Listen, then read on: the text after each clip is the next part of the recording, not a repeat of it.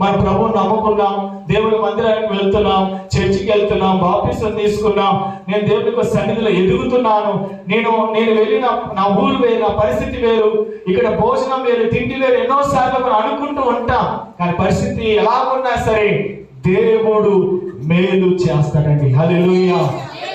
ఎవరి మాట వింటే, అందరు చెప్పండి, ఎవరి మాట వింటే, అందరు చెప్పండి, ఎవరి మాట వింటే, నిజంగా మీ గుండెలు మీద చేసుకుని దేవుని మాట వింటే నీకు మేలు జరుగుతుంది, నీకు అద్భుతం జరుగుతుంది, నీకు ఆశ్చర్యకార్యం దేవుడు ఏమాత్రం ఆపడు.